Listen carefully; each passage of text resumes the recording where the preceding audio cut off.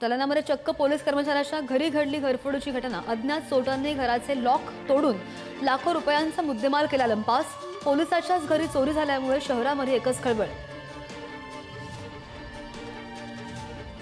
वाशिमच्या शिरपूरमध्ये 4 ते 5 जणांनी केला तरुणावर जीवघेणा चाकू हल्ला। वाशिमच्या शिरपूर बस स्थानक परिसरामध्ये घडली घटना। पोटावर चाकूचे वार करण्यात आल्यामुळे हा तरुण गंभीर जखमी। सोशल मीडियावर रील्स बनवण्यासाठी बेकायदा तलवार बाळगणाऱ्या अल्पवयीन मुलाला सांगलीच्या मिरजेमधून अटक।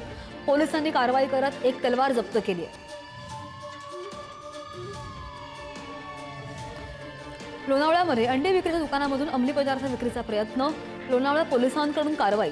2 इसमांना अटक। 5,000 रुपयांचा मेफेड्रोन जप्त। NDPS कायद्यान्वये गुन्हा दाखल। अमरावतीमध्ये ठाणेदारांसह 9 पोलिसांवर गुन्हा दाखल। चांदूर रेल्वे पोलीस स्टेशन मधली तक्रार आल्यानं घटना उघडकीस आली। आरोपी पोलिसांच्या ताब्यात असताना त्याला मारहाण झाल्याचा आरोप।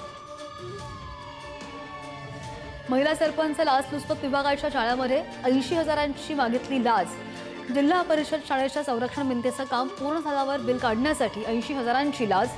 एसीबीने सापळा रचून रंगेहात पकडला।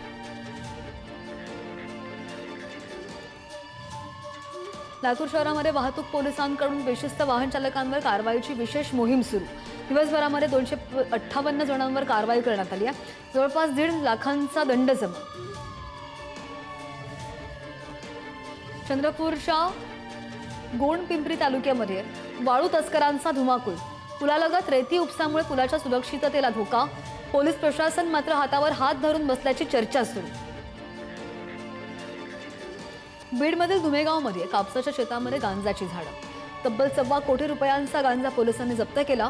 2 शेतकऱ्यांच्या विरोधात गुन्हा दाखल। नाशिकमध्ये पुन्हा सायबर फसवणुकीची घटना। सेवानिवृत्त 58 वर्षीय महिलेला ऑनलाईन शेअर मार्केटमधून गुंतवणुकीचे आमिष। महिलेकडून तब्बल 2,24,23,000ची फसवणूक।